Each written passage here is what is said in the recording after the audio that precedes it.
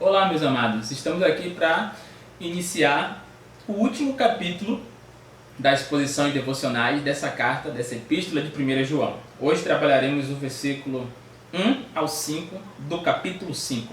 Vamos ler. Todo aquele que crê que Jesus é o Cristo é nascido de Deus, e todo aquele que ama o Pai também ama os filhos dele. Sabemos que nós amamos os filhos de Deus se amamos a Deus e obedecemos aos seus mandamentos. Amar a Deus, então, significa obedecer aos seus mandamentos. E seus mandamentos não são penosos. Todo aquele que é nascido de Deus vence este mundo, e obtemos esta vitória pela fé. Quem é que vence a batalha contra o mundo? Somente aquele que crê que Jesus é o Filho de Deus. Meus queridos, a igreja do Senhor sempre foi alvo de ataque do inimigo ao longo da história. A igreja de Cristo nunca teve uma vida fácil, e o próprio Jesus disse para nós que nós não teríamos uma vida fácil. É importante lembrar, contudo, que não existe nenhuma quebra de braço entre Deus e o diabo, mas a Bíblia retrata o diabo como inimigo das nossas almas, aquele que está à espreita, prestes para nos devorar. Lá em 1 Pedro capítulo 5, versículo 8 e 9, Pedro diz: sejam sóbrios e vigiem. O diabo, o inimigo de vocês, anda ao redor como um leão, rugindo e procurando a quem possa devorar. Resistam-lhe, permanecendo firmes na fé, sabendo que os irmãos que vocês têm em todo o mundo estão passando pelos mesmos sofrimentos.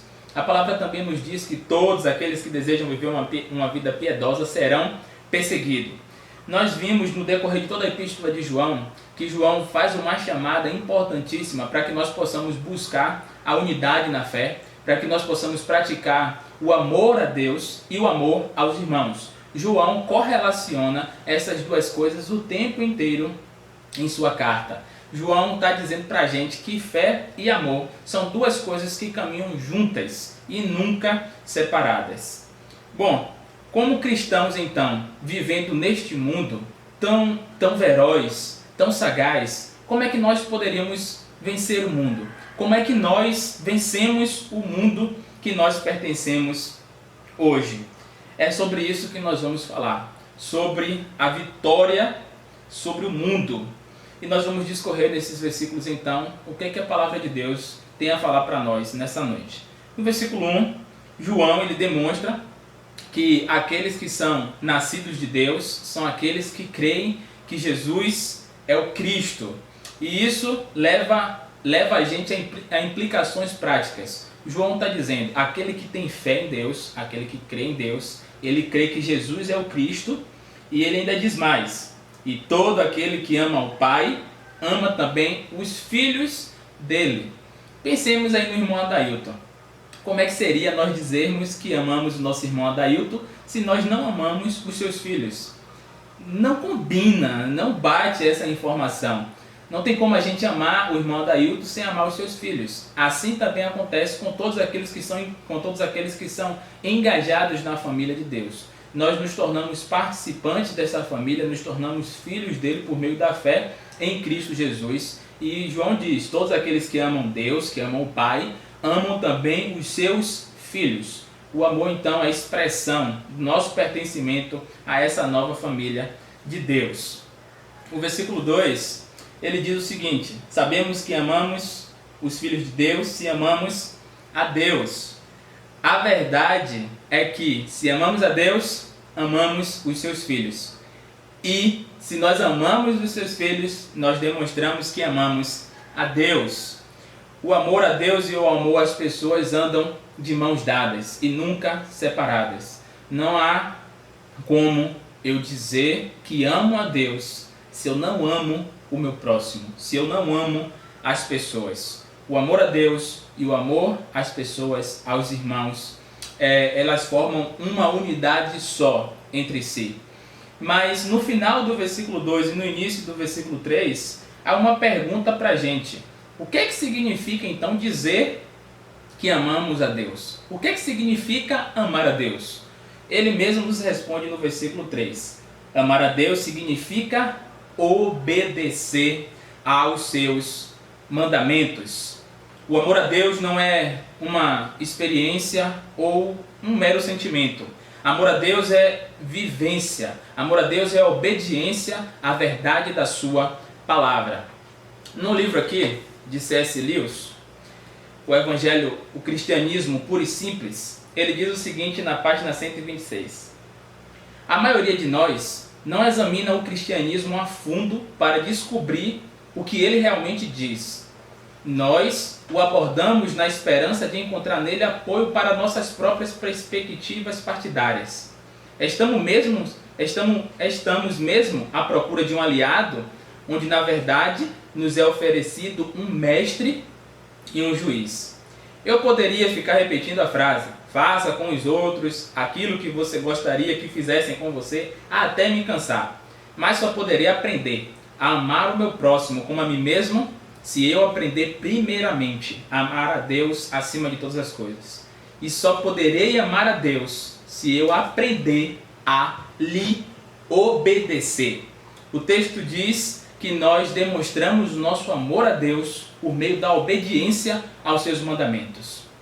Mas há quem diga que os mandamentos de Deus são muito difíceis, são muito penosos, causam muito sofrimento. Mas olha só o que João diz no final do versículo 3. E seus mandamentos não são penosos, seus mandamentos não são difíceis. O que é que João está querendo dizer? Ele está querendo dizer que quando Deus nos concede um novo nascimento, nos concede a fé em Cristo Jesus, obedecer aos seus mandamentos não se torna mais um ato de sofrimento, não se torna mais um ato penoso. E por que obedecer a Deus, aos seus mandamentos, não se torna mais penoso? Primeiro, porque quem ama, obedece com alegria. Quem ama a Deus e que é nascido de Deus, obedece a Deus com prazer. Seus prazeres antes era tudo que envolvia a rebeldia contra Deus. Mas aquele que nasceu de novo tem prazer em obedecer aos seus mandamentos. E segundo, porque junto com a ordem para obedecermos, vem também a força. Nós recebemos a força que vem de Deus, suficiente para que nós possamos cumprir as suas ordens. Lembra do que João diz? Que aqueles que nasceram de Deus, eles têm a viva semente dentro deles. Deus, ele não nos dá nada além daquilo que nós podemos suportar. Aquele que não é nascido de Deus não tem prazer na sua lei, não tem prazer em obedecê-lo. Acha tudo isso um fardo muito pesado e difícil de se carregar. Mas aquele que nasceu de Deus, que ama a Deus de verdade, ele sente prazer na obediência da lei do Senhor. Há alguns teólogos falando a respeito do uso da lei, eles dizem que a lei tem basicamente 3 usos: mostrar os nossos pecados, refrear a maldade do homem e revelar a vontade de Deus para todos aqueles que creem. A lei de Deus que antes nos condenava, a lei de Deus que antes nos jogava para baixo, agora todos aqueles que já estão transformados em Cristo Jesus, a lei não se torna mais algo penoso e nem um fardo pesado, mas se torna um estilo de vida. Se torna algo que faz parte da sua nova vida. Era penoso antes observar a lei e ver como que era tão desgastante tentar vencer, tentar cumpri-la pelas nossas próprias forças. Mas hoje, tendo a viva semente em nós, que é o Espírito Santo, tendo sido nascido de Deus e crendo em Cristo Jesus, viver de acordo com a obediência da lei é um prazer para todos nós. É um deleite na presença do nosso Senhor Jesus Cristo. O texto continua dizendo o seguinte no versículo 4. Todo aquele que é nascido de Deus vence o mundo e recebemos essa vitória pela fé. Importante deixar muito claro aqui o que é esse mundo que João está se referindo. Quando a gente vê essa palavra mundo, pode vir à nossa cabeça coisas que não sejam o que realmente o autor está querendo dizer. Pode ser que a gente pense que não sejam as pessoas, nós vamos ter vitória contra as pessoas, contra aqueles que nos perseguem, contra aqueles que nos odeiam, contra aqueles que difamam as nossas vidas. Mas não é sobre isso que João está falando. João está dizendo que vencemos o mundo, nós vencemos o sistema corrupto, o sistema que está distante de Deus, os prazeres da vida, as paixões da carne. Nós vencemos a rebelião contra o Senhor e contra o Criador de todas as coisas. Nós vencemos uma vida encharcada pelo pecado. É sobre isso que João está falando. E sobre ser nascido de Deus, João deixa muito claro em toda a sua epístola evidências de pessoas que demonstram que foram regeneradas, evidências de pessoas que realmente nasceram de novo. Eu gostaria de ressaltar aqui mais duas. Gostaria de ressaltar novamente duas características de pessoas que nasceram de novo. Primeiro, que são pessoas que reconhecem o testemunho que o Pai dá a respeito do Filho. Em 1 João capítulo 2, versículo 23, ele diz: aquele que nega o Filho também não tem um pai, mas quem reconhece o Filho tem também o Pai.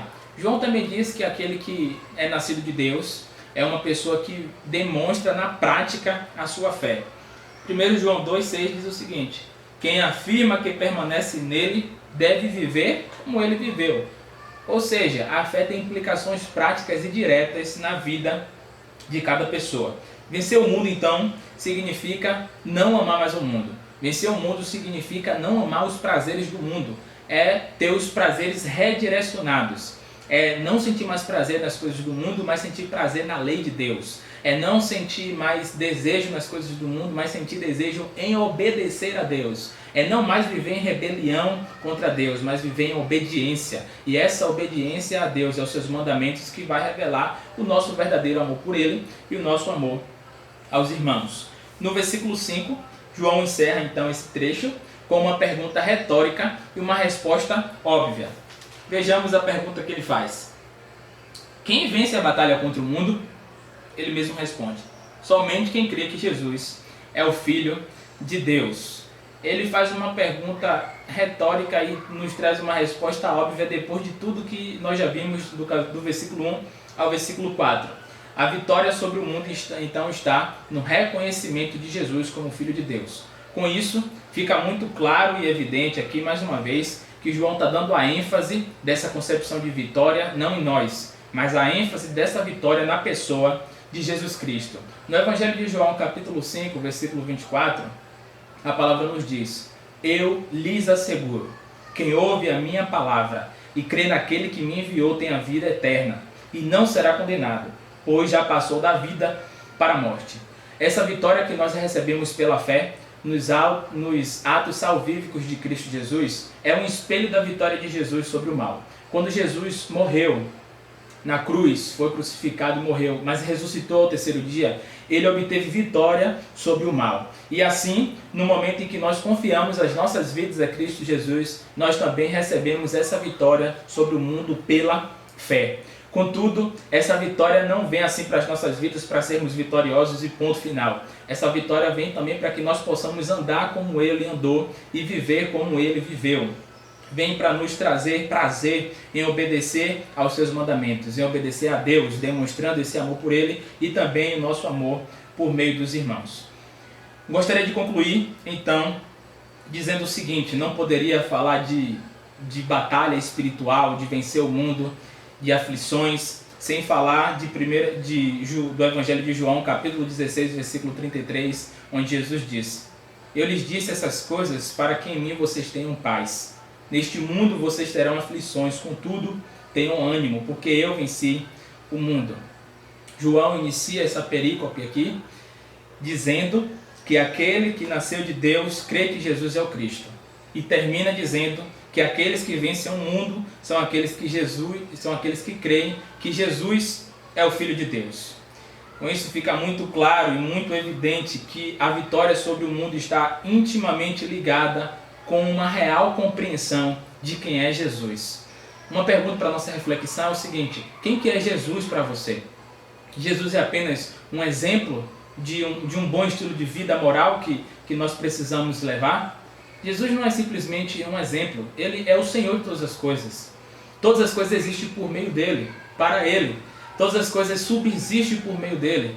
Ele é a imagem do Deus invisível, como Paulo nos diz lá em Colossenses. Ele é o primogênito sobre toda a criação. Todas as coisas existem e subsistem por meio da pessoa de Cristo Jesus. Por isso que o verdadeiro conhecimento de quem é Jesus traz implicações práticas em nossas vidas, como uma obediência prazerosa aos mandamentos de Deus e o amor aos irmãos como se nós estivéssemos amando a nós mesmos. Viver desse jeito é ir totalmente contra a cultura. Viver desse jeito aí totalmente é uma direção contrária à direção deste mundo. Mas é justamente isso que significa vencer o mundo. Essa é a única forma de vencer o mundo pela fé em Cristo Jesus. É renunciando os prazeres. É dizendo não para as suas vãs filosofias. É abandonando e se desfazendo dos falsos ídolos. É deixar tudo isso de lado, tudo isso que é passageiro, para adorar somente a Deus, que é eterno. O desejo do meu coração com esse devocional é que nós possamos lembrar que o verdadeiro cristão ele tem prazer na santidade e na obediência. Isso significa vencer o mundo.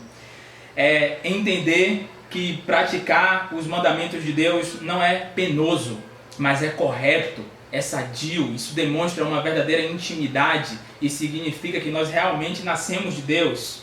Que o Senhor possa conceder aos nossos corações deleite em obedecer a sua palavra.